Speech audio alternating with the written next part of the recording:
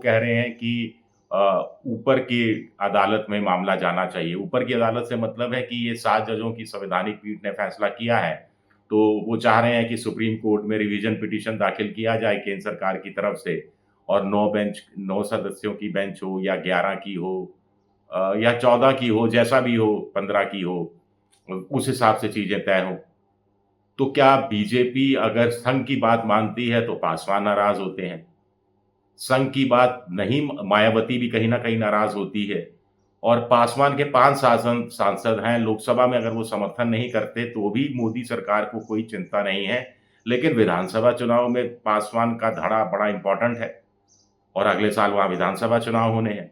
नीतीश कुमार तो इसी साल महाराष्ट्र और हरियाणा और झारखंड के चुनाव के साथ विधानसभा चुनाव चाहते हैं।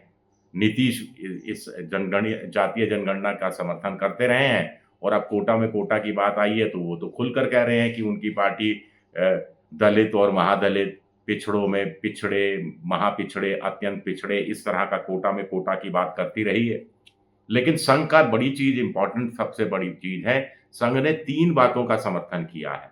एक संघ का कहना है कि कोटा में कोटा का वो पक्ष में है। दूसरा उनका कहना है कि क्रीमी लेयर के भी वो मोटे तौर पर पक्ष में हैं, क्योंकि संघ के पदाधिकारियों का कहना है कि जाति विशेष में से कुछ जातियाँ विशेष फ़ायदा उठा लेती हैं और दूसरी जातियों को इससे वंचित रखा जाता है और इससे उनका समुचित विकास नहीं हो पाता और आरक्षण की जो मूल अवधारणा है, उसके अनुरूप काम नहीं हो रहा है। इसलिए कोटा में कोटा का संघ समर्थन कर रहा है, क्रीमी लेयर का समर्थन कर रहा है और एक और बड़ी बात संघ ने कही है, सबसे इम्पोर्टेंट बात, संघ का कहना है कि ये शैक्षणिक और जो नौकरियां हैं, उसी में क्यों लागू हो? ये राजनीतिक रूप से भी क्रीमी लेयर लागू होनी चाहिए। राजनीतिक रूप से क्रीमी लेयर का मतलब है, संघ का कहना है कि जो उन बहुत से बीजेपी के दलित विधायक हैं या आदिवासी विधायक हैं या आदिवासी सांसद हैं या आदिवासी या दलित सांसद हैं, जो लगातार एक ही परिवार से टिकट मिलता रहा है, एक ही परिवार राजनीति में आता रहा है, तो वहाँ भी क्रीमी लेयर लागू होनी चाहिए। यानी कोई दलित अगर लगातार सांसद बन रहा है या विधायक बन रहा है या उसी के परिवार में टिकट बँट रहा है, तो अगले चुनाव में उसको टिकट नहीं दिया जाए, उसी की जाति या दूसरी किसी अन्य दलित जाति को उम्मीदवार को टिकट दिया जाए। ये एक बहुत बड़ी बात कही है। इससे मैं राजस्थान का हूँ तो अर्जुन राम मेघवाल का चेहरा मेरे दिमाग में आ रहा है।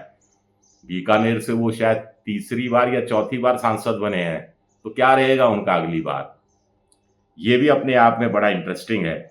और एक और चीज़ है कि संघ ने तय किया है कि वो अपनी विचारधारा को लेकर अब अलग-अलग राजनीतिक पार्टियों से मेल मुलाकात करेगा। ये सिलसिला पहले भी चलता रहा है, लेकिन अब व्यवस्थित रूप से काम किया जाएगा और ये संघ के पदाधिकारियों का कहना है। यानी आने वाले समय में क्या हम देखेंगे कि संघ के बड़े पदाधिकारी राहुल गांधी से मिल रहे हैं या कांग्रेस के अन्य नेताओं से मिल रहे हैं, कम्युनिस्ट पार्टी के नेताओं से मिल रहे हैं या समाजवादी पार्टी के अखिलेश यादव और उनके नेताओं से मिल रहे हैं। क्या ये चीज़ हम देखेंगे? ये भी अपने आप में इम्पोर्टेंट है। संघ ने पूरी तैयारी भी कर रखी है। संघ का कहना है कि उन्होंने कुछ स्टडी भी की है, जैसे मध्य प्रदेश में संघ के सामने कुछ उदाहरण सामने आए हैं, उत्तर प्रदेश में भी संघ के सामने कुछ उदाहरण सामने आए हैं, जिसमें दलित या आदिवासी जाति का बीजेपी का सांसद या विधायक लगातार चुना जाता रहा है, लगातार उसके परिवार को ही टिकट मिलता रहा है।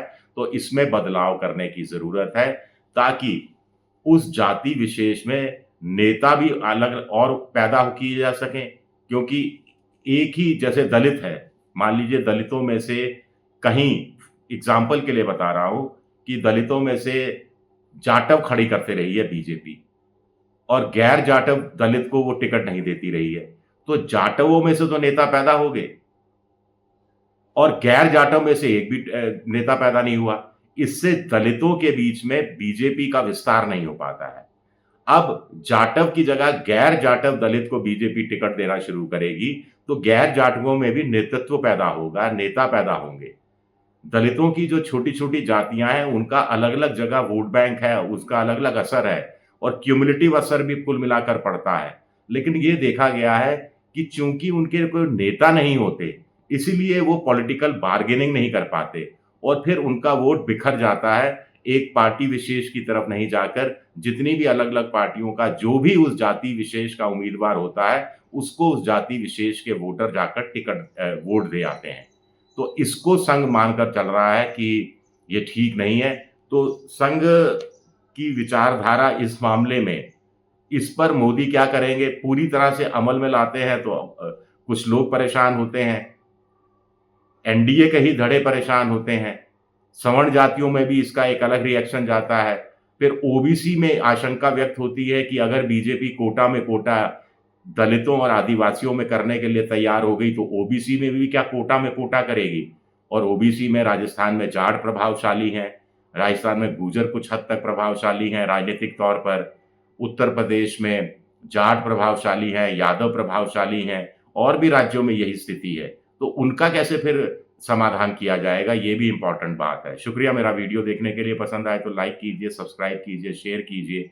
आप मेंबरशिप ड्राइव में जा सकते हैं, मेरी आर्थिक मदद की भी कोशिश कर सकते हैं। एक्स यानी ट्विटर पर मैं विद्रोही 7 के नाम से हूँ। शुक्रिया, बहुत-बहुत शुक्रिया।